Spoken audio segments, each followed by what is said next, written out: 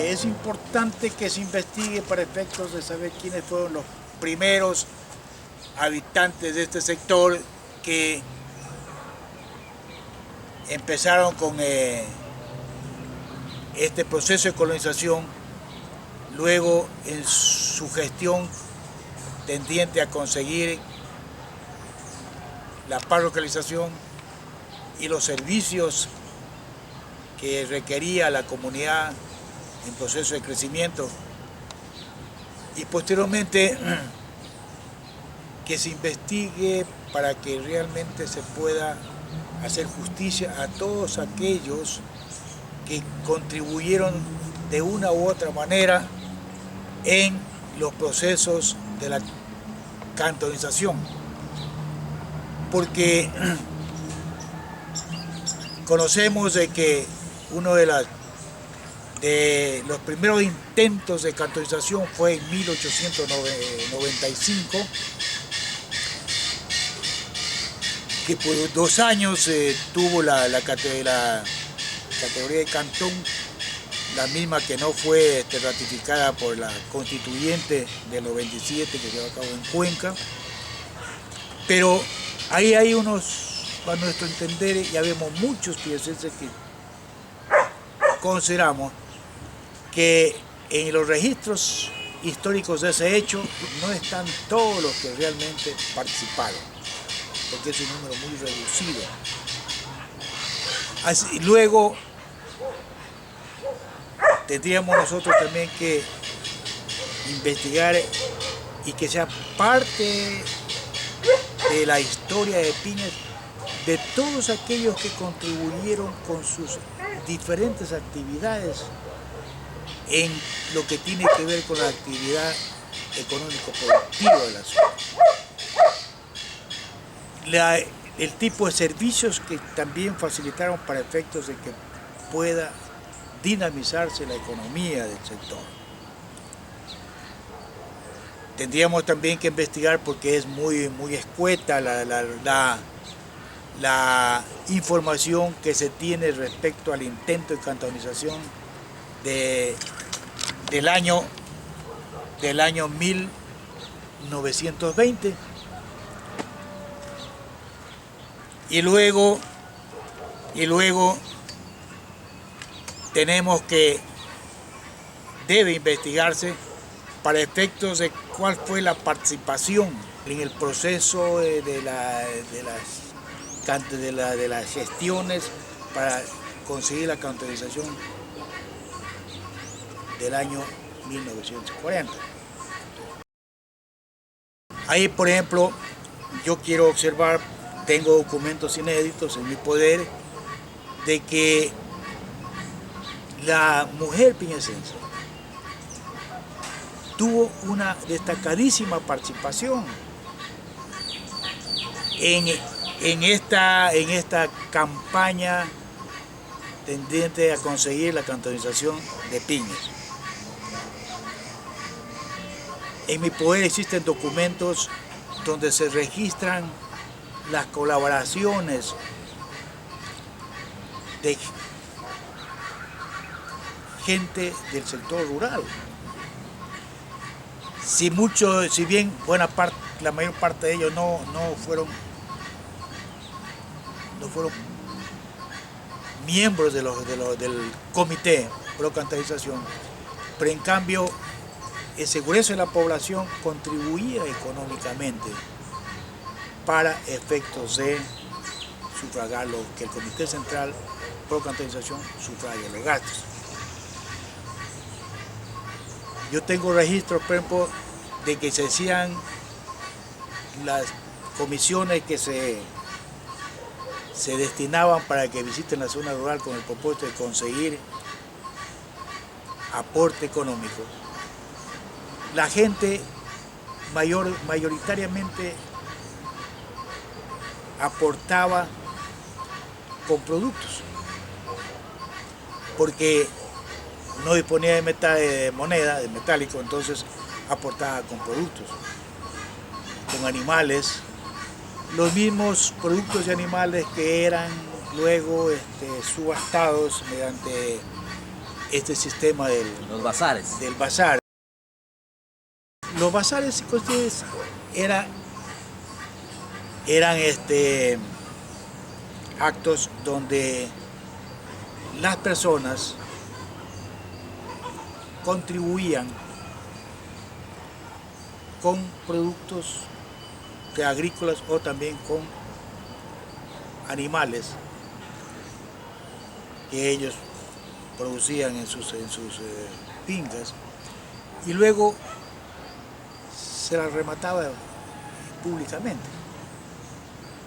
Había un evento donde, previa convocatoria, bien sea a través del sacerdote en la iglesia o por bando público, porque funcionaban el bando público en esa época.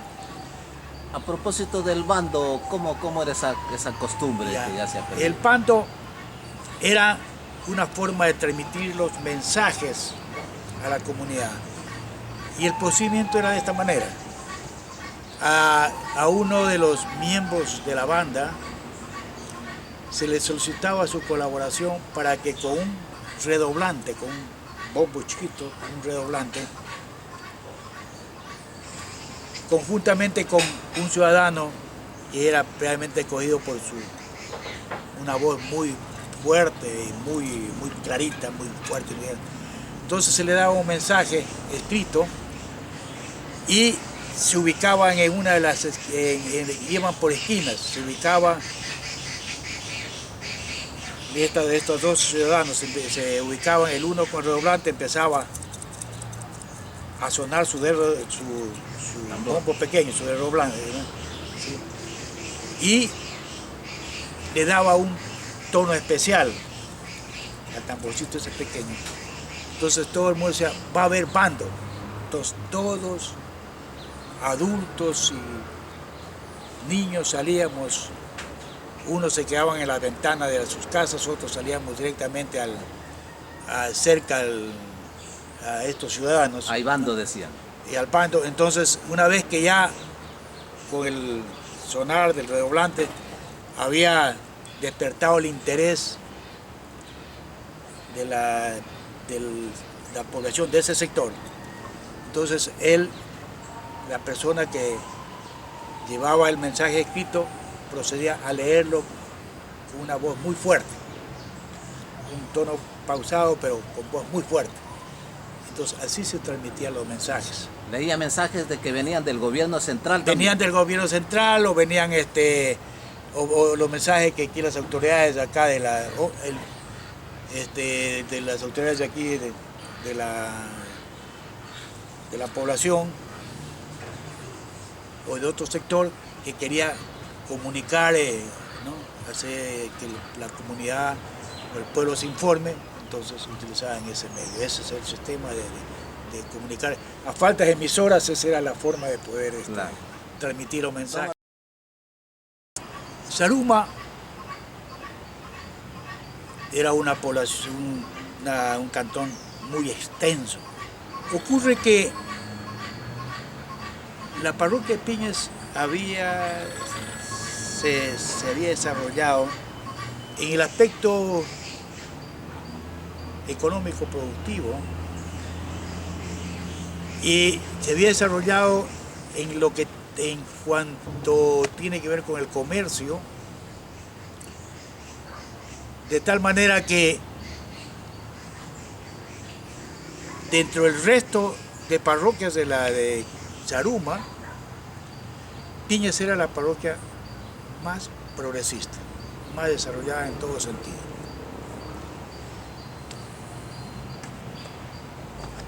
Y para Zaruma, para el erario municipal de Zaruma, pues Piñas, la parroquia Piñas contribuía muchísimo a la economía de la municipalidad de Zaruma. Era una de las que más contribuía en el aspecto económico por efectos de los impuestos al predio rústico y en esa época los municipios eran los intermediarios del Estado para el expendio de ciertos productos como sal, cigarrillos, alcohol. Y el municipio intervenía en los procesos de remate de esos derechos de venta que se adjudicaban a ciudadanos de las jurisdicciones, en este caso de Piñas. Entonces ya había ahí una participación económica. ¿Sí? Además de eso, pues, lo que ya mencioné, los impuestos, predios rústicos y otros más que existían. Y luego había otra cosa, había una dependencia en el aspecto judicial. Entonces, en Zaruma, pues era el aspecto legal, era las oficinas principales.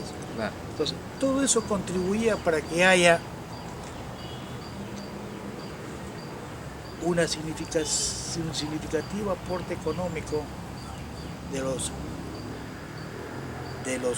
habitantes de esta jurisdicción parroquial de Piñas a la economía de Zaruma. ¿Sí?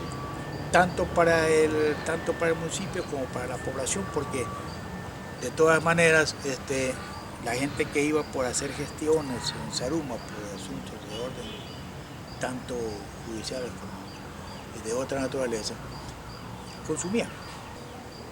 El caso en el pasado se daban eso del centralismo, siempre ha habido el centralismo. Entonces privilegiaban, en el pasado como ahora, también se privilegiaban las obras de mayor relevancia para la zona urbana. Hay que considerar de que tampoco le convenía a Zaruma de que se dé este mal ejemplo, porque de hecho iba a haber otras parroquias, otros sectores de su jurisdicción territorial que iban a buscar también cantonizarse. Fue antes de la provincia del Oro. Para entonces, le decía yo antes, que la extensión territorial de Zaruma era muy grande. Para aquella época, antes de 1874, lo que hoy son los cantones de Chahuapamba, Olmedo, pertenecían a Zaruma. El café empieza a producirse acá en la provincia del Oro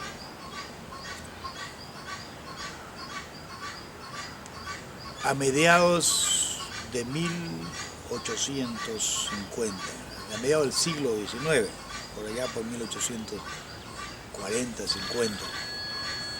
Y por efectos de la altitud sobre el nivel del mar que se cultiva el café aquí en la zona, se logró obtener una buena calidad. Porque la calidad del café se da por la altitud sobre el nivel del mar, más otras condiciones de suelo y clima.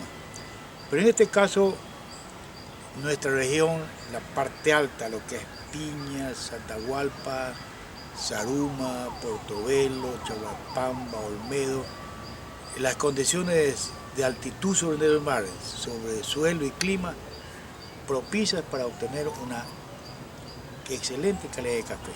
Entonces, en esa época ya se acuñó la marca de café Zaruma. Y ahora subsiste eso, sin embargo, en toda la región se sigue produciendo café de excelente calidad. Zaruma, por ejemplo, tiene las zonas de allá de Huizahuiña, todo San Pablo, todo el sector de Portobelo tiene también el sector de Cotincapa, Pacha, no se diga, tiene Bono y todos los sectores de Cordoncillo. Y Piñas tiene aquí zonas de producción de altísima calidad como Curitejo, Mochata, Tahuín, Capiro, acá Libertad, tiene la zona esta de Buena Esperanza, San Pedro, y pues tiene la zona de Palo Solo, Jarcapilla, en Alacapa. Todos los sectores por efectos de la altitud tienen un café de excelente calidad. De tal manera que internacionalmente, nuestro café, toda esta y la zona de altiplano, se llama Café Salud. Y eso es. Y una de las actividades que se desarrolló y que contribuyó definitivamente al progreso de Piñas fue la actividad del servicio de transporte de carga y pasajeros por camino de herradura. Y de ahí viene la participación del hombre, de los individuos que se dedicaban a dar este servicio de transporte de pasajeros y carga en Acémilas. Había dos tipos de arrieros. El arriero a tiempo completo, que trabajaba invierno y verano en forma permanente, y el arriero ocasional, que se llama en forma temporal, generalmente en la época de verano, donde menos llovía, porque hay que decir que para entonces aquí había dos estaciones, invierno y diluvio. Pues sí, entonces en la época de verano es la donde menos llovía, pero llovía.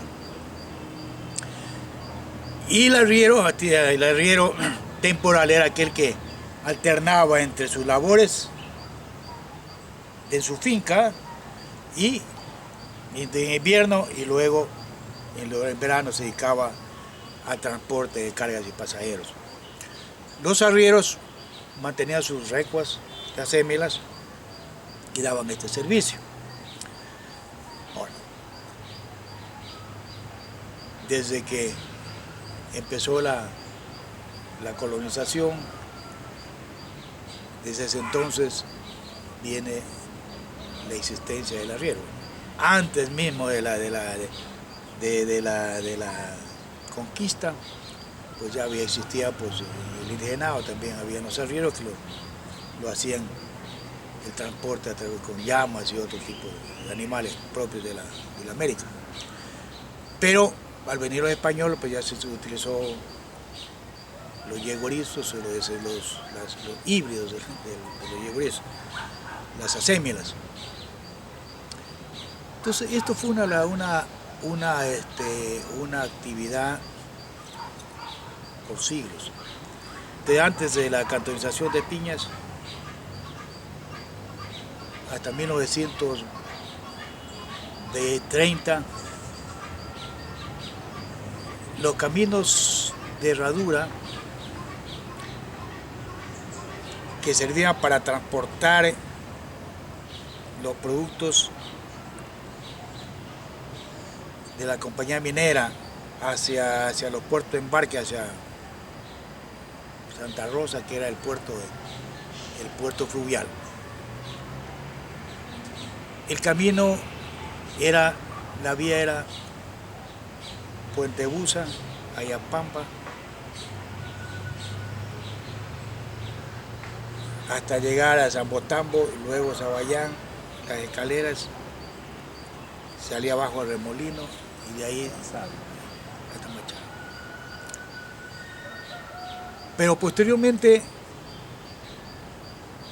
por así convenirlo y por la apertura o por la existencia ya del ferrocarril de Santa Rosa hasta Piedra, de Arenilla Piedra, se aperturó el camino que venía desde Saduma, Portobelo, por Piñas, hacia Santa Rosa. Entonces estamos nosotros hablando ya que a partir del 30 más o menos, que ya empieza el camino, en la década del 30 el camino por esta ruta, ¿no?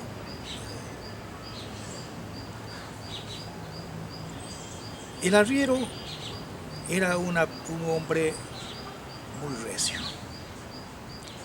Yo conocí a los arrieros muy de cerca porque mi padre fue arriero. Ya para el año, yo nací el año 38, 1938, para el año 43, 44 tengo ya ideas claras sobre el asunto. Conocí a muchos de los amigos, compañeros de mi padre.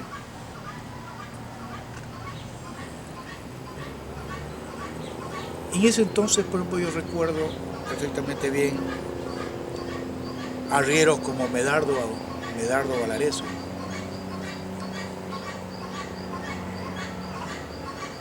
arrieros como Antonio Naranjo de Pacha, Medardo Valareso aquí de Piñas, Antonio Naranjo de Pacha, Medardo Toro de Piñagrandes, los Luis Toro también de Piñagrandes, y otros de la familia Toro que eran arrieros. De la misma manera recuerdo que habían los señores de Arsenio Valareso, don Eudaldo Valareso, que hace poco falleció ya de avanzada edad. El señor Loaiza también no era. Había don Leonardo Romero, Héctor Romero, de los que cariñosamente de amigos le decíamos monos. Había Amado Loaiza, Máximo Loaiza, el hermano. De Capiro había un señor Don Murillo, había unos señores Aguilares. Había un señor Arévalo, de acá, que vivía por acá por San Pedro, que eran gente que estaba dedicada de forma permanente al servicio de transporte. Claro, había muchísima gente, muchos arrieros también de Yapamba, de acá de Calera, Yapamba, Pacha. En Pacha hubieron arrieros muy prestigiosos por sus valores, por su, de Muluncay, en fin, de toda la zona alta habían arrieros, pues nos concretamos lo de Piñas, ya mencioné los nombres de los Todos de Piñas. tenían sus asémilas. Todos de propiedad, tenían sus recuas, sí, tenían sus... O alquilaban algunos. Verá, el caso de don Francisco Carrión, él tenía su propia recuas de asémilas, y él contrataba personas para que se encarguen de transportarle la carga o de transportar a los agentes comerciales que venían a visitarlo. La misma compañía de Portobelo también tenía, ¿no?, sus récords de asémilas que para lo cual contrataba personas para que se dediquen al transporte. Pero don Pancho Carrión y también la compañía de Portobelo y otros comerciantes de la zona, sus recuas de asémilas eran insuficientes para transportar la carga que tenía tanto de ida como de venida. Entonces contrataban a los arrieros que habían, que independientemente ejercían este tipo de servicios, ¿no?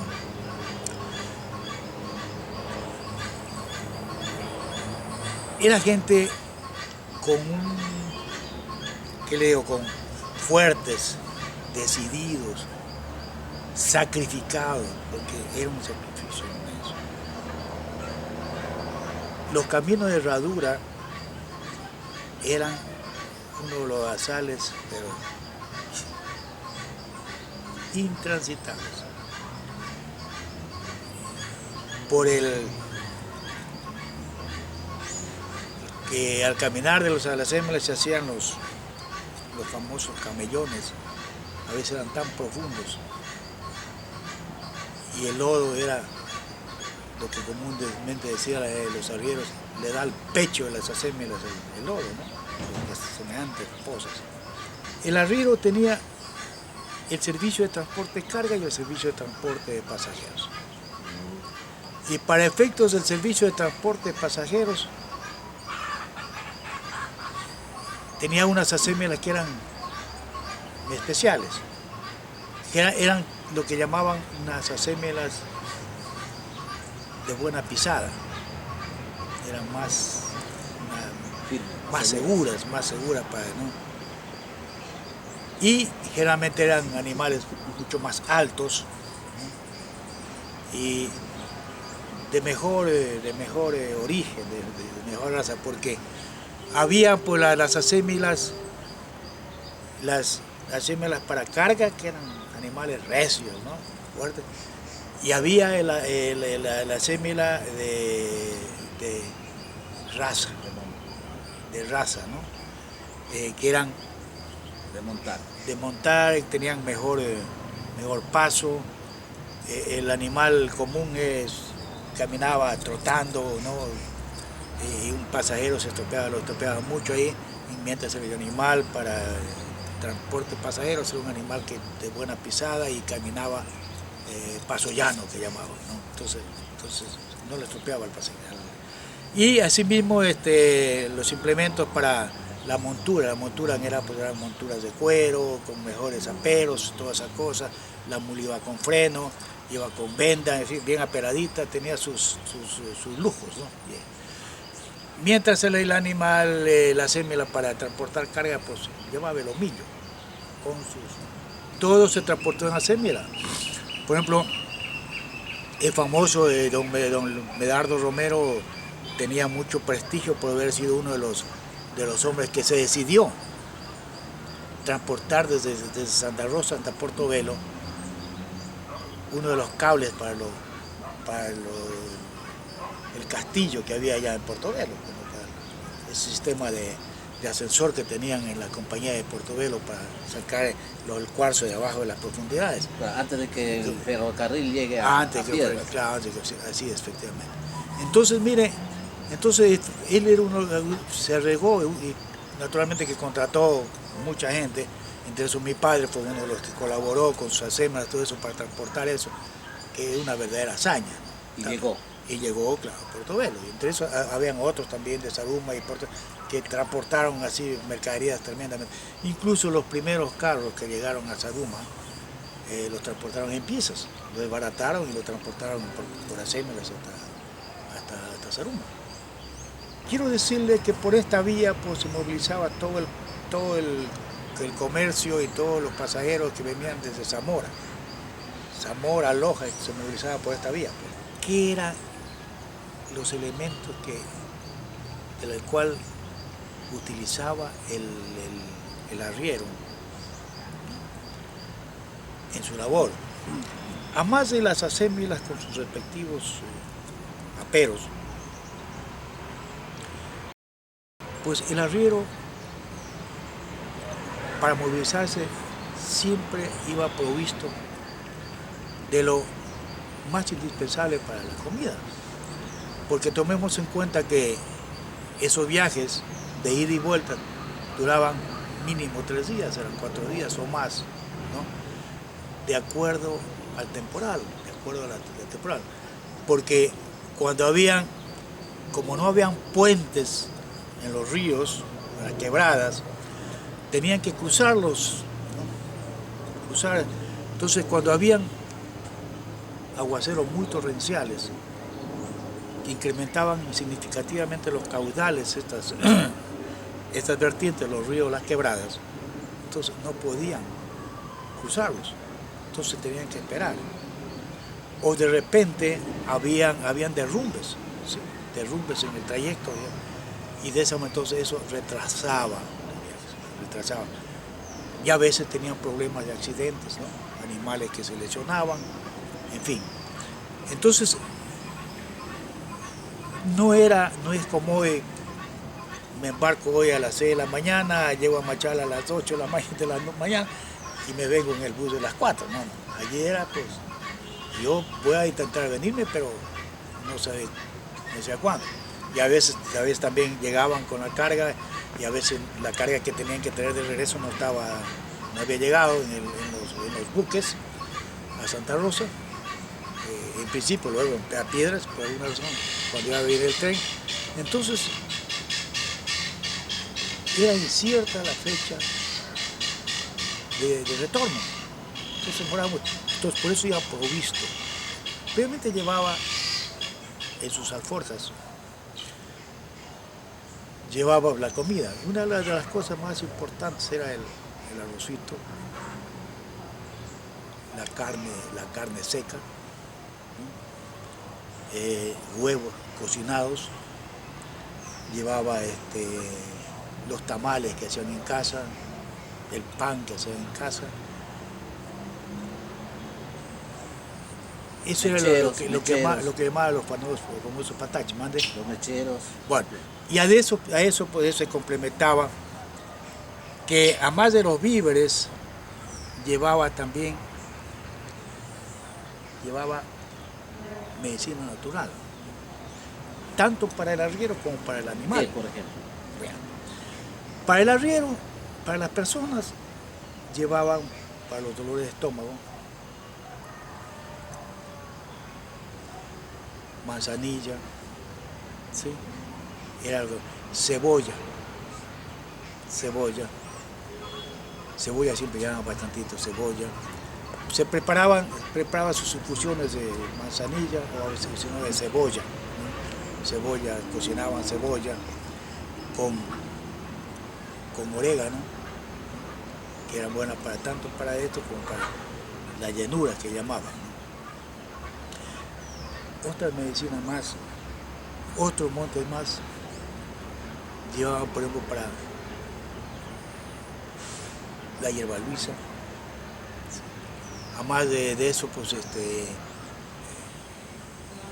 había una medicina que la llevaba para el dolor para la desintería, ¿no? Yo lo anoté porque el nombre no es tan común, tan familiar. Ese se llamaba el tigraicillo. Tigraicillo era una plantita medicinal que tenía en el pasado.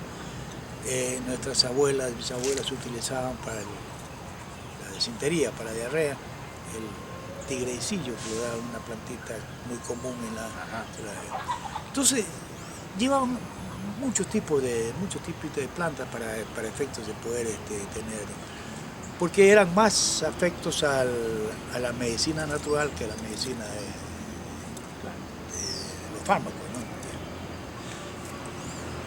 Pero hay una cosa que para los animales llevaban abundante cebolla en papa, ¿no? Para el dolor de estómago de los animales, ¿no? Les cocinaban cebolla, ¿sí? Con manzanilla, y eso les daban a los animales para el dolor de panza, que se llamaba, ¿no? Era lo más común.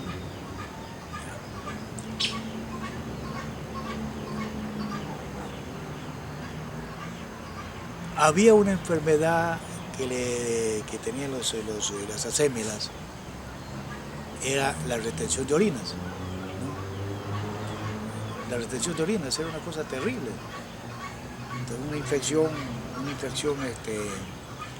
de los riñones, y se les contenía la orina, ¿no? No podía. Entonces eran animales, yo recuerdo que se desesperaban, daban vueltas y daban vueltas, se desesperaban. Y el arriero tenía una medicina muy eficiente. El arriero, para la retención de la orina de la acémila, utilizaba la pata del grillo. Cocinaban un par de patitas de grillo, ponían en agua hirviendo eso, ¿no? Luego dejaban reposar y con una botella le metían en la trompa y le daban. Y eso era muy efectivo. Santo remedio. Santo remedio. Además de eso, llevaba el café. la hierba luisa, generalmente era más café que hierba luisa. El café Saruma. Y el café molido. Y no podía faltar el perol, que era un tachito pequeñito de latón, y la ollita enlosada que llamaban, ¿no? Era una obra de hierro enlosada.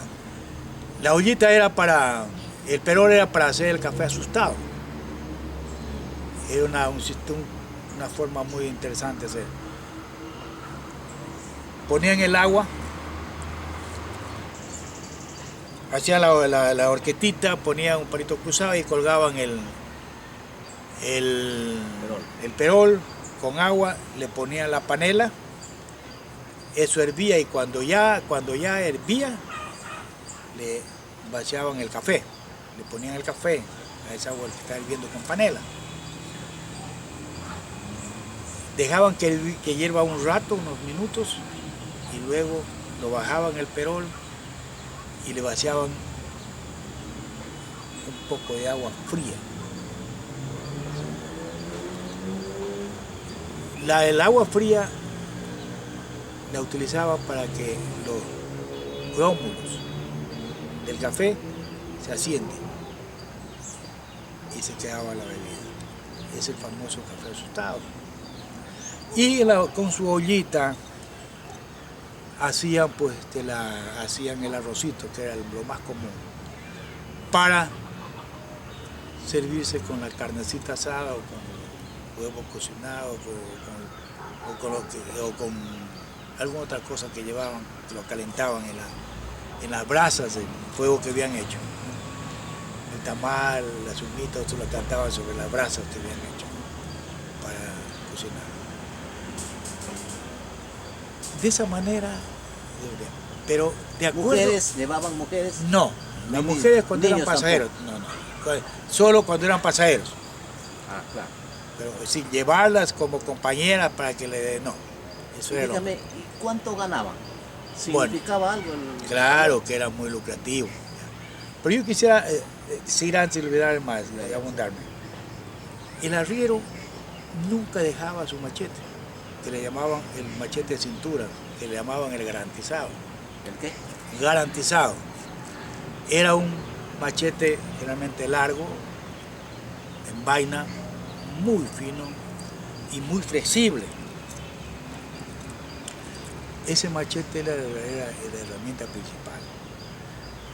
Cuando habían ramas o se habían virado palos sobre el camino, con eso. O cuando el animal, por efectos del lodazal, se caía, ¿no? Y no podía pararse, entonces el arriero lo corría inmediatamente. Lo primero que hacían, procuraba levantarlo, ¿no? Pero si no podía, sacaba su machete e inmediatamente cortaba las vetas que sujetaban los sacos de la carga. Porque si no hacía eso, el animal seguía esforzándose en pararse, pero ahí venía y lo que comúnmente se llama, se reventaba, se producía una hernia por el esfuerzo. Se producía una hernia por el esfuerzo, porque el arriero se reventaba. Entonces trataba, si no lo podían, generalmente siempre, otra cosa, que el arriero siempre andaba acompañado, eran por lo menos dos, o llevaba como ayudante o se hacían entre amigos, 2 o 3 o 4, andaba siempre. Cuando había un problema, inmediatamente los corrían a lo que ahora se llama caravanas. Lo que se hacían caravanas. No podía andar solo. Es muy raro el que se aventuraba.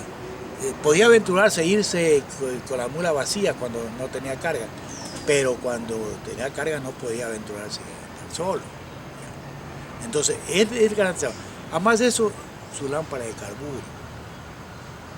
Su lámpara de carburo no podía dejar de cargar. Pero hay una cosa importante, que eso ya se ha perdido. No podían cargar fósforos. No obstante, había fósforos, pero no podían cargar porque se mojaba, porque no. Entonces había... No había fundas plásticas en ese tiempo. Tampoco había fundas plásticas. Claro. Sí. que tenían las fundas de las talegas de tela que a muchos cargaban encauchadas, ¿no? Que ella las había hecho encauchar, entonces era una forma de protegerse. Pero por costumbre o por conveniencia, ellos portaban lo que se llamaba el eslabón, con los cuales se hacía fuego, que consistía en una piedrita que llevaba una piedra blanca que se consigue en los ríos, una piedra blanca dura, bien dura, y llamaban pedernal. Yo era de otro color, puede ser un rojizo, pero era bien dura. Y cargaban un pedazo de acero, ¿no? Una lamita de acero pequeña, ¿no? Generalmente utilizaban las limas, antes los limones que antes llamaban, el limón es un limón ancho, sí, pedazos de eso utilizaban, y cargaban la yesca del chaguarquero, de la flor de la cabuya.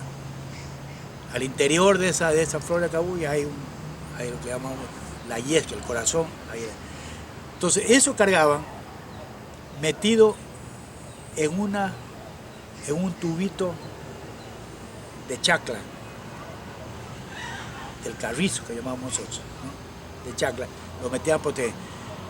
Y en el momento, y paralelamente cargaban ellos, generalmente cargaban también bagazo muy fino, ¿no? En cuanto a leña, para hacer el fuego, como todo era montaña, paralelo al camino de herradura, habían arbustos o árboles resinosos que se prendían con mucha facilidad. Ya. Entonces había uno, el guavo de montaña, que se prendía.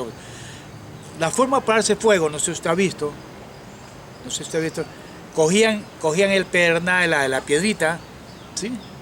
Y con el pedazo de hierro, de acero generalmente, ponían en la parte de acá abajo la yesca, entonces raspaban, daban golpecitos así para que salga chispa. Esa chispa tenía que caer en la cabecita de la yesca. Una vez que ya caía ahí en la yesca, entonces se soplaba y se hacía fuego. Se hacía fuego, ¿no? Y de ahí eso soplaba para que haga llamita, y ahí como tenían el bagacito o algún otro elemento que se prendía con facilidad. Entonces así se empezaba. Y lo mismo hacían para hacer. Entonces, el arriero fumaba mucho. Fumaba por costumbre y por necesidad. ¿Usted hizo fuego tal vez así? Cuando fui niño sí, porque mi padre tenía eso, sí. Cuando fui niño hacía eso, sí. Yo lo conocí muy bien eso, sí. El famoso eslabón. El arriero fumaba mucho, licenciado. Por necesidad, porque por vicio y por necesidad. La necesidad, ¿por qué? Porque el humo del tabaco ahuyentaba el mosco, el mosquito.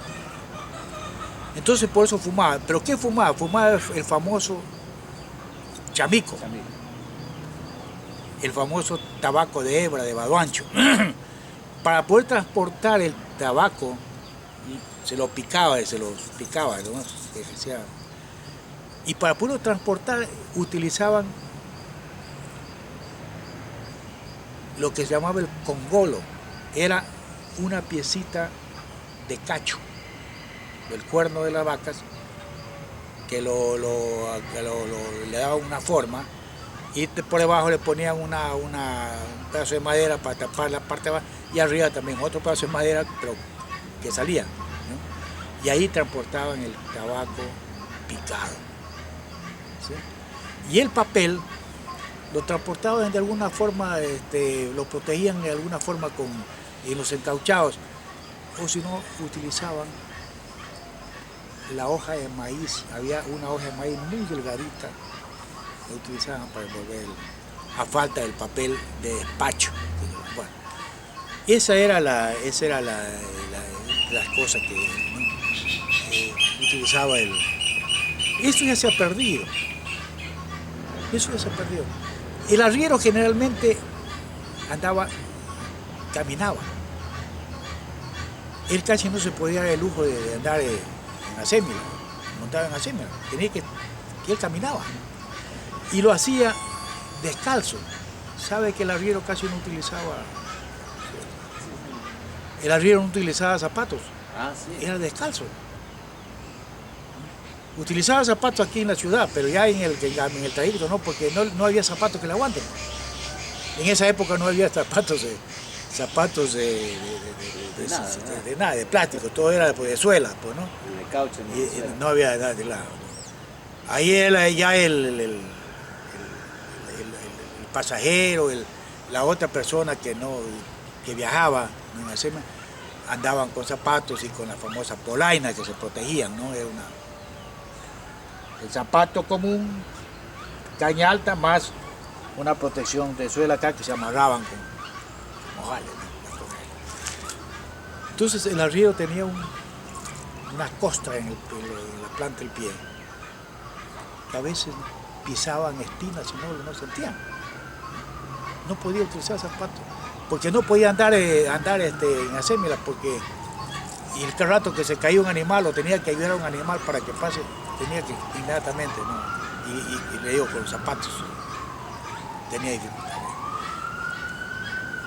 Usted me preguntó que si era rentable. Era rentable. Sobre todo, habían tarifas de invierno, eran unas tarifas mayores que las tarifas en una época menos lluviosa. ¿Quién decidía eso? Cada uno se sí, había un acuerdo entre el dueño de la carga y el arriero, ¿no? Siempre llegaban a un acuerdo. Siempre llegaba a un acuerdo, claro. Tenía que cuando había sobreoferta de carga, pues bueno, el arriero tenía que bajarse los precios, pero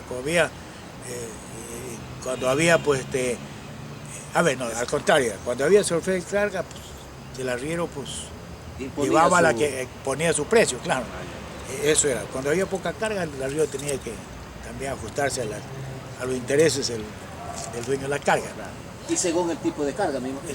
Definitivamente según el tipo de carga, claro.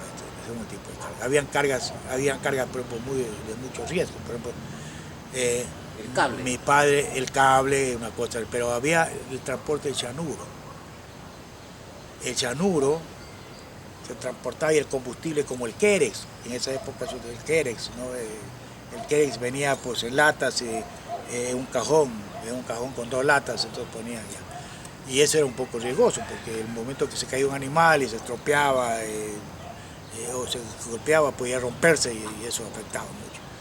Luego el chanuro, los tanques de chanuro que se transportaba, eso era una carga de alta peligrosidad, muy peligroso. Incluso mi padre me contaba un incidente que una ocasión, cruzando al bajar ya las escaleras, al cruzar el río, al empezar a subir las escaleras, un animal se resbaló y se cayó. Se resbaló y se empezó a rodar. Y el arriero, con el ánimo de salvar su animal, trató de coger la carga, es decir, una de esos tanques de chanuro, pues en el golpe se había roto. Se derramó sobre él el chanuro. No, pues sí, el arriero en toda América contribuyó al desarrollo, al progreso, porque tenemos los patriotas que lucharon por la independencia de 1895 y la de 1940. Los arrieros son también pues parte importante. No, pues que los arrieros, es que la actividad económica, el comercio, ¿no? El comercio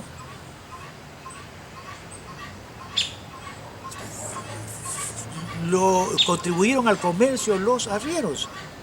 Si no hubiera habido la participación del arriero, mire, el comercio no se hubiera dinamizado como se dinamizó, ¿no? Porque se transportaba todo lo que se producía acá y lo que se requería, ¿no? Eso es lo que creo que la presencia de la compañía minera en Portobelo le hizo bien a la provincia y al país. Sí, tiene sus ventajas. Que sus hubieron pros y sus contras, ciertas sí, situaciones sí. que no depende también desde el punto en que se mire. Pues, Exactamente. de cada que se mire.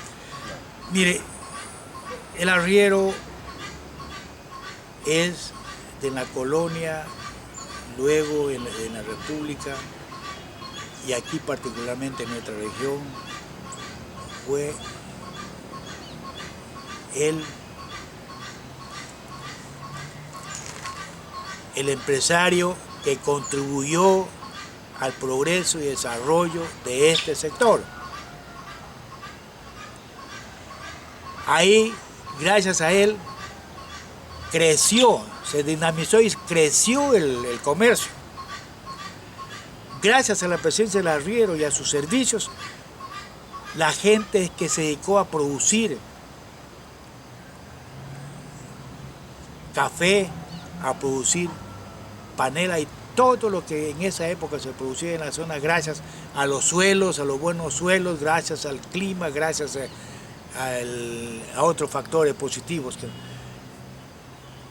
Por eso es que fue posible eso.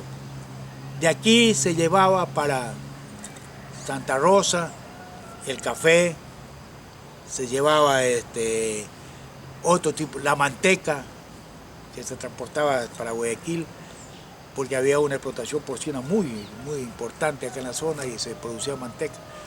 Y desde aquí se llevaba para Loja, para Cuenca, se llevaba el arroz, la panela y otros productos más. ¿Cómo se venía trayendo?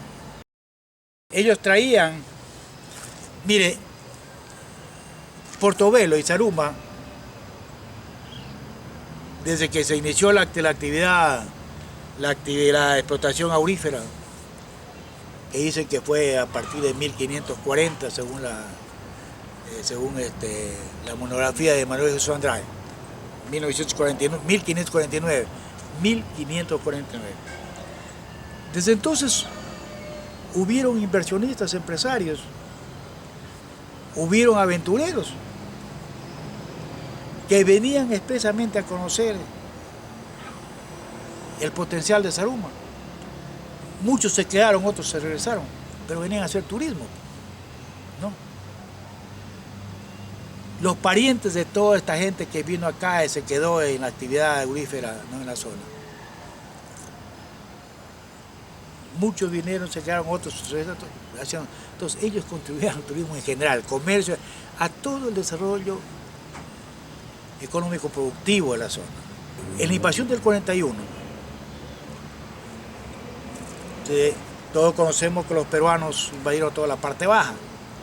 Entonces la zona alta del Oro se quedó incomunicada y no había forma de proveerse de lo más esencial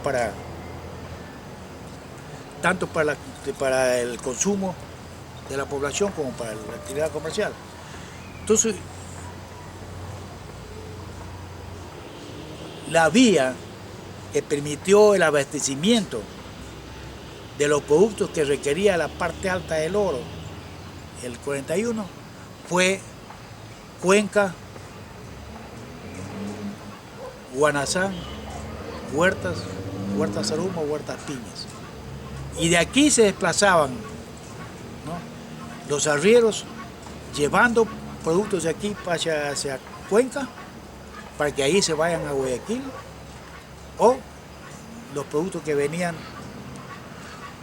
para acá, especialmente esa enorme cantidad de productos que requería la compañía minera de Portobelo, vinieron por la vía Cuenca, Guanazán, Huertas, Zaruma. O también vinieron por la otra vía también de allá, por la zona de, creo que había otra vía que allá por la zona de Busagüiña, algo así. Bueno.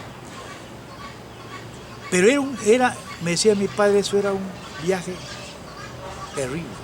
Era como irse a las estepas de Rusia. Una altura, creo que están sobre los 2.800 metros o 3.000 metros, ya van ahí a ese sector. donde hacía un frío, pero decía, me llamaba mi papá, me decía, los corredores, sitio corredor, donde hacía un frío infernal, frío infernal. Entonces ahí les daba garrotillo tanto a los humanos como a los animales. Y para combatir el garrotillo, en esos viajes, el arriero tenía que ir llevando bastante panela y bastante aguardiente. ¿Sí?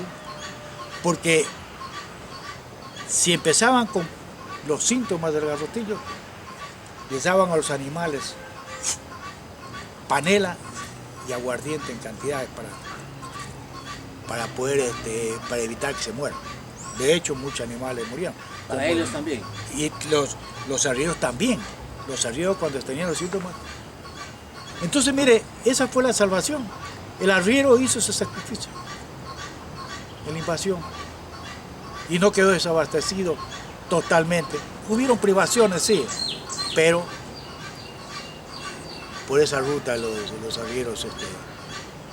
Entonces las personas que descienden de su padre o de su abuelo que fue arriero, debe sentirse pero orgulloso de Mire, esto, ¿no es cierto? mire, en su momento no se valoró, al arriero se lo vio como un elemento marginal, como un peón. Pero ahora ya tenemos una idea más clara de la valiosísima contribución, de la importancia, ¿no?, del arriero en el desarrollo de los pueblos.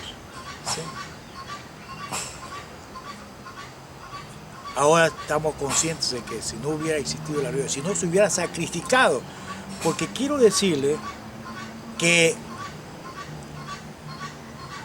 se sacrificaron muchas vidas.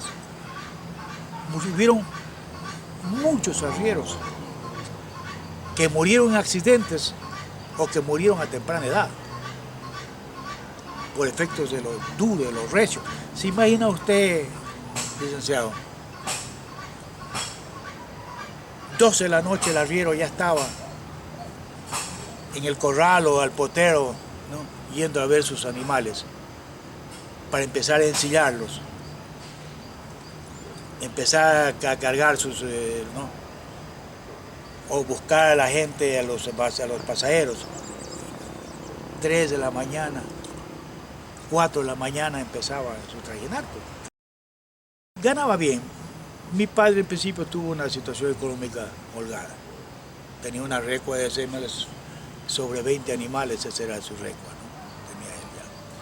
Desafortunadamente, todos los arrieros, a partir del año 45, cuando se aperturó ya la vía carrozable, para acá, ya a Loja, desde Piedras a Loja, vino el ocaso del arriero, se quedó de forma activa. Aquellos que habían alternado entre el trabajo de arrieros y su actividad en sus fincas, se quedaron en mejor posición que los arrieros que dedicaban a tiempo completo. El caso de don Antonio Naranjos, ¿no?, el caso de otros más, el caso de mi padre, que se quedó solo con una recua de sémelas y luego quiso emprender en agricultura y la cosa no. Y desafortunadamente mi padre, por suerte en los últimos tiempos que estuvo de arriero, se lesionó la columna vertebral y quedó con una lesión en la columna bastante seria que le afectó todo el resto de su vida. Y antes no había el seguro. No había el seguro, ni siquiera había médicos. Claro. Bueno, es interesante este diálogo. Sabe que hay tantas anécdotas de los arrieros. En definitiva,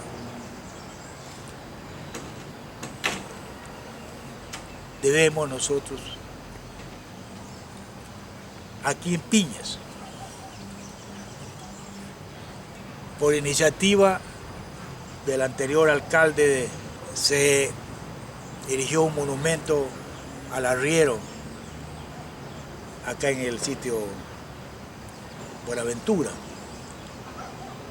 pero falta.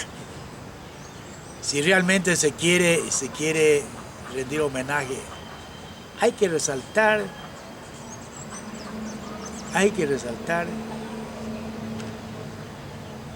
el inmenso aporte que hizo el arriero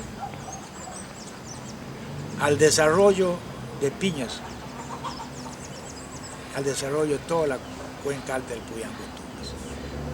Hay que escribir la historia. Piñas debe, así como necesita y requiere ahondar, profundizar más la investigación para escribir la historia de Piñas, también hay que profundizar y enriquecer, ¿no?,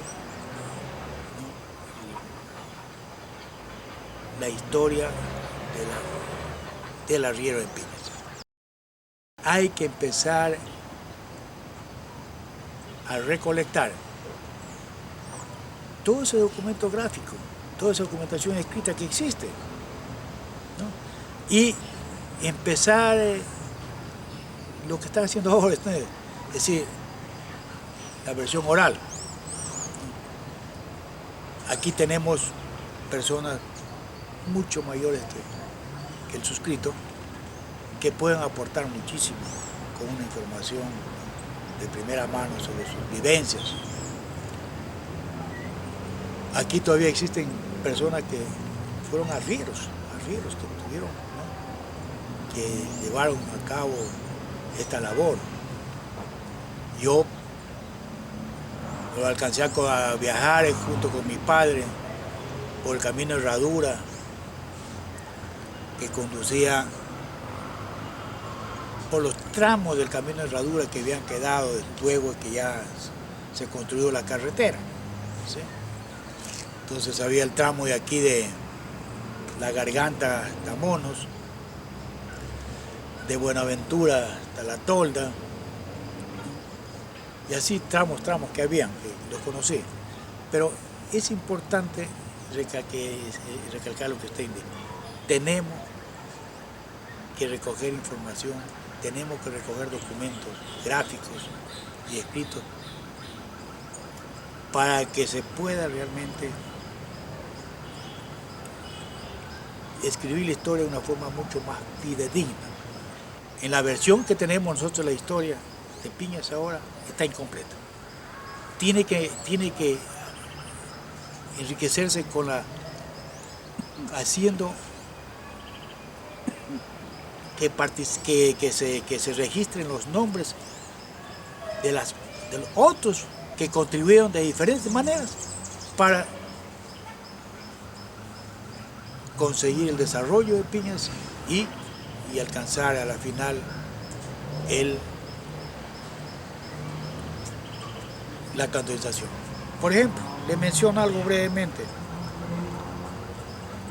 En mi poder reposan documentos del Comité de Damas pro Canonización, con documentos como los telegramas que enviaron a los legisladores a Quito pidiendo la colaboración en los procesos, esa noche en que se iban a discutir la petición de la canonización de Piñas. La copia de los telegramas que se enviaron y los originales de los telegramas que recibieron de respuesta. La presidenta en esa ocasión del comité de damas de pro canonización de Piñas se alternaban entre la señora Otilia Loaiza de Carrión y la señora de Añasco de Gallardo, se fue este rato, ¿no?, la mamá de don Manuel Gallardo. La gente de Piñas es gente tranquila, pasible, respetuosa.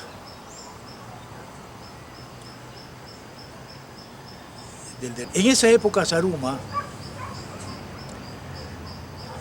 dentro de la provincia del Oro, estaba considerado como uno de los pueblos más cultos. de la provincia. Definitivamente había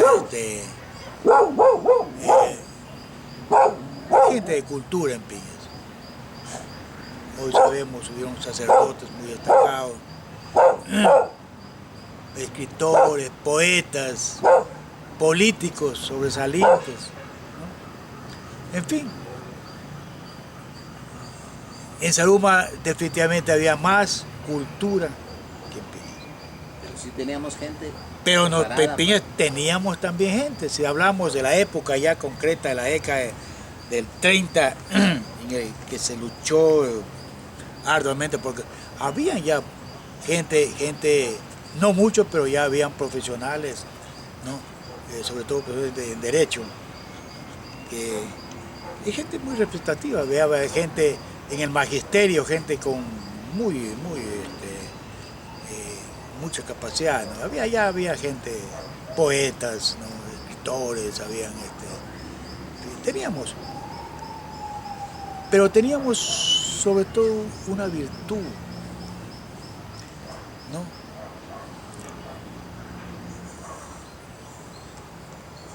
De ser gente muy religiosa,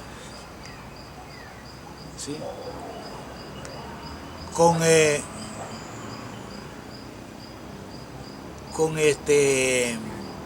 comportamientos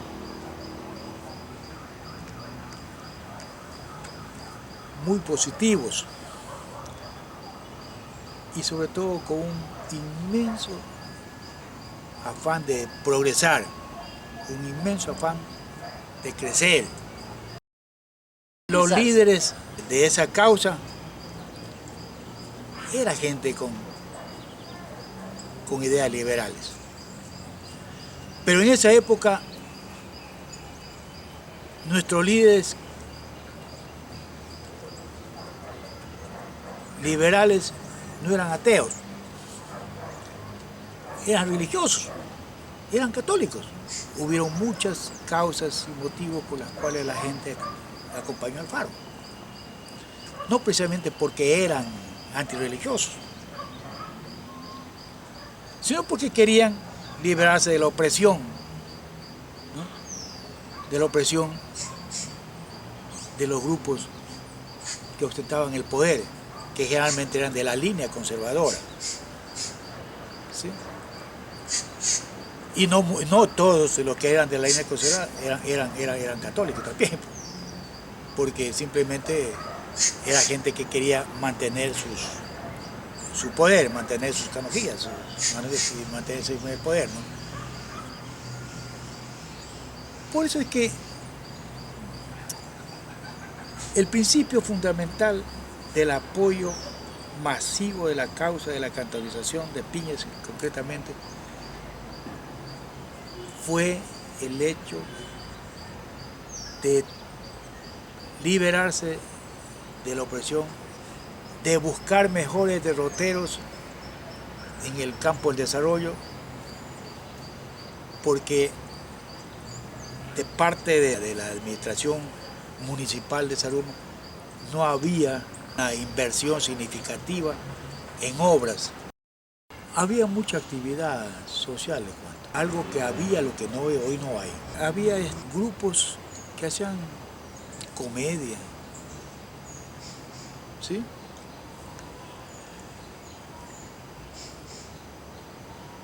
Habían recitales poéticos, ¿saben? Había recitales poéticos.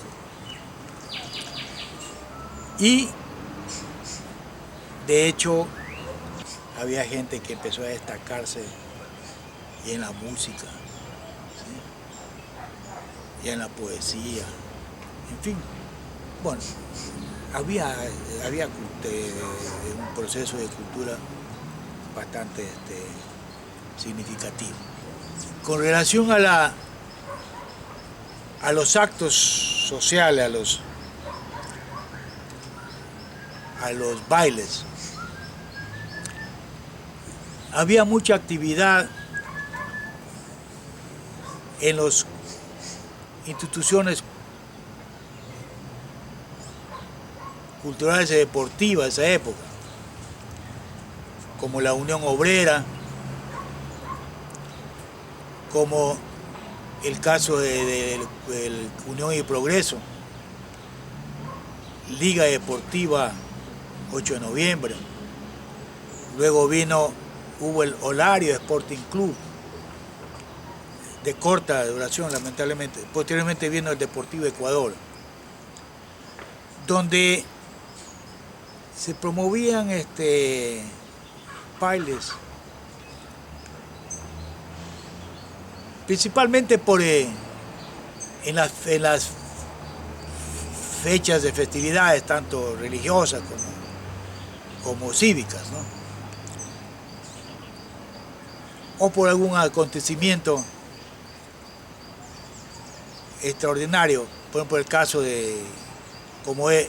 en el caso de Liga Deportiva 8 de Noviembre, Deportivo Ecuador, el Olario Sporting Club. Cuando habían esas competencias deportivas y luego de cumplidas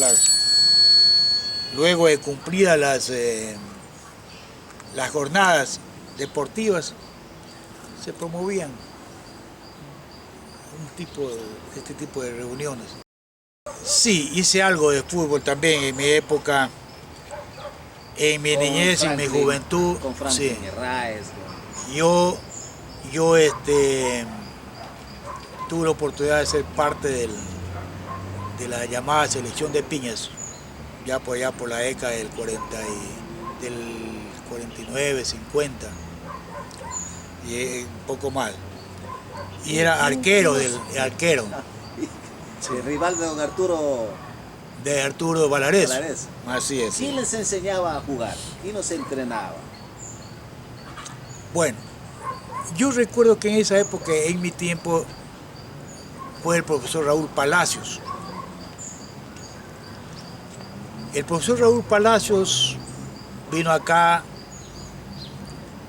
y entre otras habilidades, además de la guitarra, jugaba ajedrez, era un futbolista. Un hermano también. Bueno, el hermano pues tuvo su fama como futbolista, creo que fue el Deportivo Quito, algo así, bueno, no recuerdo exactamente. Pero el profesor Raúl Palacios era uno de los que nos entrenaba a nosotros en la escuela. Y también él fue uno de los que no recuerdo si fue el que promovió o fue uno de los que integró el Olario Sporting Club, ¿no?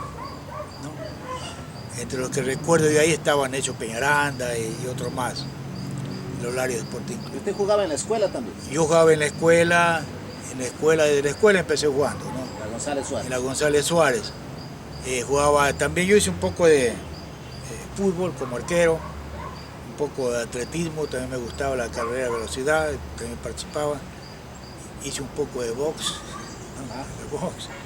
Hice bueno, y básquet. Cuente del box, cuente cómo era el box. Bueno, ahí viene una anécdota muy interesante. Ocurre que el año 1950, con motivo de la inauguración de la nueva planta hidroeléctrica de Piñas, la que instalaron en la cueva, entonces el año 50, entonces hubo un programa amplísimo, un programa muy amplio. En la ciudad. En la ciudad, sí, de algunos días, fue mucho. Pero uno de esos en la noche, eventos, en la noche, aprovechando la primera luz. Claro, uno de los eventos que se había programado fue unas sesiones de box. En Portobelo, con apoyo de la compañía minera de Portobelo, pues se practicó muchos deportes allá, y entre esos el box y donde habían entrenadores de primera calidad, tan nacionales, incluso alguna vez extranjeros. Entonces ahí en Portobelo crearon una escuela de box, un poco de gente con mucha capacidad en esa línea deportiva. Entonces, aprovechando de la existencia de boxeadores en Portobelo, acá habían promovido precisamente en ese programa unos encuentros de box. Y había ahí aquí un muchacho, entre otras cosas, boxeaba. Entonces habían concertado una pelea entre el Colorado Almirante con el macho, uno de los machos de Zaruma, de Portobelo. Para efecto, en la cancha de donde es el Coliseo ahora, el Coliseo, ahí era de tierra.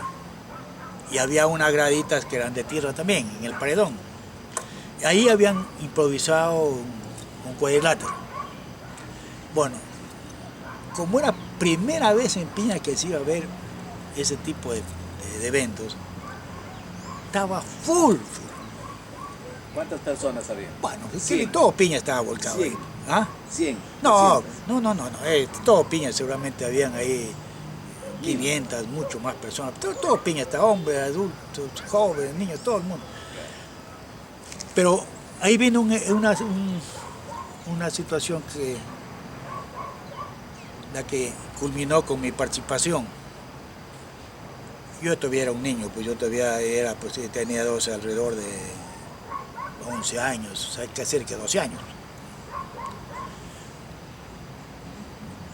Los boxeadores de Portobelo por alguna razón no llegaron a tiempo, demoraban.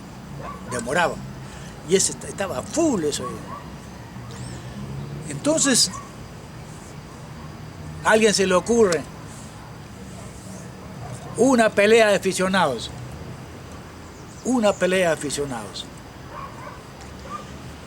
Con mi tío Enrique Romero, Enrique Docho,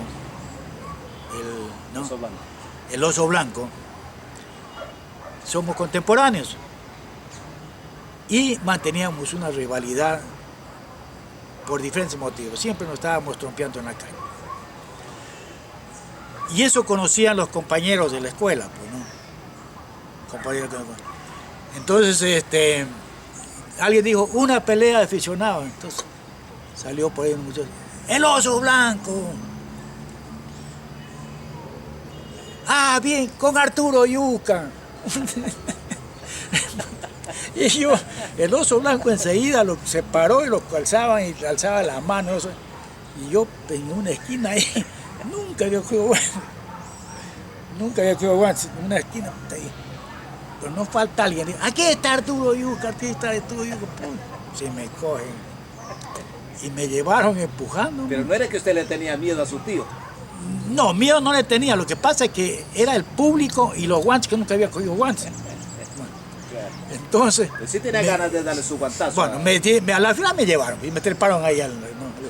El Oso Blanco como retador, es decir, como favorito, pues, se movía. Y yo acoquinaba y bueno, nos ponen los guantes. Ya nos ponen ahí en el cuadrilátero. Nos dieron 3 rounds, ¿no? Y les damos un premio, $20, 20 sucres de premio. Ahí me animó, por 20 sucres era bastante. Claro, pues era bastantísimo. Entonces ocurre que ya el referee, el separador, ¿cómo se llama? A pelear. Entonces... ¿Había campana o no? Ah, claro, había una campanita ahí. Y los partidarios, el Oso Blanco tenía bastante. Era más vivaracho, sí. Oso Blanco, y eso Arturo, Romero, Yuca. ¿Habían apuestas o no? No sé si habrían, eso sí no sé. No. ¿Qué? ¿No sabe qué habían qué? No, sí, había el público que avivaba al Oso Blanco y a Arturo Yuca, ¿no? Entonces, ocurre que me distraigo por un segundo y viene el Oso Blanco y me da un trompón. Pero me lo da de refilón. Me da el trompón, pero así, guantazo de refilón. Pues eso se salió a arder. Pues. Ahí me enfurecí yo. Era el primer round. El primer golpe que me daba. Y ahí nos empezamos a pelear y nos daba... Bueno. Parejo. El segundo round, Viene el oso blanco y me da otro trompón en toda la copa. Y yo me pego en enfurecida al trompón. Oiga, yo con toda la furia le voy a dar, ¿no? Y el oso se me agacha. Y yo con la fuerza, se me hace el quite, yo con la fuerza que lleva, ya me voy de bruces hoy. Peor me enfurecí. Me paré, mientras el oso blanco estaba que recibía los aplausos, ¿no? Me paré, yo no estuve con guantes, ni de un puntapié en la narga, ya lo mandé. De un puntapié, allá lo mandé al oso blanco. Usted no hubiera querido escuchar cómo deliraba esa gente, cómo se reía esa gente, una babea. Entonces que el oso blanco se vino por allá furioso, ¿no? Vino el árbitro y dijo, momento, aquí nomás, terminado, empate la pelea. Le vamos a dar 10 sucs a cada uno. ¿No? Terminó la pelea. Pero hay una cosa curiosa. De ahí había un policía acá. En esos días había un policía que había sido aficionado al box y tenía guantes. ¿Guantes propios? Guantes propios. Entonces, a los pocos días de eso me localizó, me dijo, oye, vente para acá. ¿Qué quieres aprender a boxear? Yo, bueno. Y me empezó a pagar clase. Y ahí aprendí un poquito. Y desde ahí empecé yo a practicar un poco, ya después no me acuerdo si fue una institución que compró guantes, ¿no? Pero bueno, alguien tenía guantes acá, empezábamos a trompear. Después fue que hice un poco de boxeo, pero fue la experiencia que tuve, una anécdota. Bueno, yo quiero contarle que otra anécdota era de que antes... ¿Usted tapaba penales, don Arturo, cuando fue arquero? Sí, sí. ¿Qué tal lo tapaba? ¿Qué tal? Bueno, mire, de repente salían, de repente no. El problema era, ¿sabe cuál era? El problema es que en la cancha que jugábamos era de lastre, Claro, sí. terrible. Entonces, para lanzarse a tapar un penal se necesitaba realmente ser así, valiente. Muy valiente o muy tonto.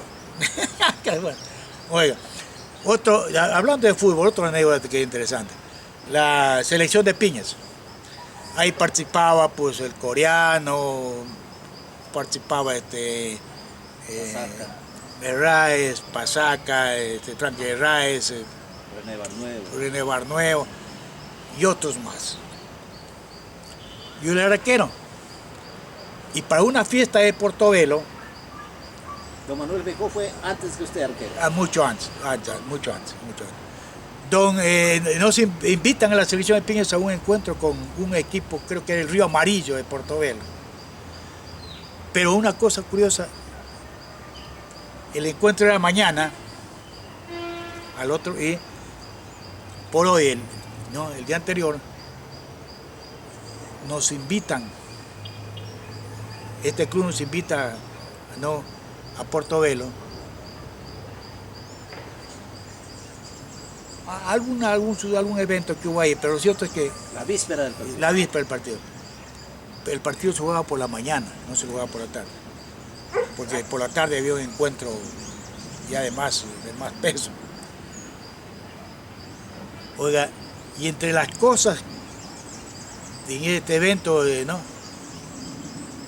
trago. Un evento social. Pues. Mis compañeros la mayor parte se pegan una borrachera esa terrible. Tuvimos que traer los borrachos acá a Piñas y al otro día teníamos que estar temprano allá para jugar, porque creo que jugábamos como a las 9, 10 de la mañana. ¿Cree usted que eso fue la mayor humillación en mi vida que he recibido como deportista? Después de pocos minutos en semejante calor como es Portobelo, con ese chuchaque de los compañeros. Llegaban los del Río Amarillo frente a mi arco, ¿no? Y se ponían a jugarse ahí, a hacerme cháchara. Chi, chi, chi, chi. Y los otros allá, acá. 11 goles. 11 goles. A cero. ¿Qué cobra? ¿Qué a cero? ¿Por qué me podían hacer 11 goles? Eso fue una de las cosas, ¿no? Que otra vez, otra cosa, otro evento que yo era aficionado al básquet, ahí me jugaba básquet en el Deportivo de Ecuador. Pero antes de eso fue lo que me ocurrió, antes de que yo participé en el Deportivo de Ecuador. Como vivía muy cerca de mi casa, está muy cerca del Coliseo, pues, ¿no? Entonces yo una noche me fui a espectar. Habían los jugadores pues, que eran jugadores realmente dignos de admirarse, Telmo Loaiza, Alfonso Román, estaba el finado Rosales, Carlos, Juan Rosales, el hermano como Sigifredo Rosales, También jugó, sí. Efrén Gallardo, había bueno, eso es lo que me acuerdo, el beso Rodas, que era gente que... Finado Pepe Gallardo.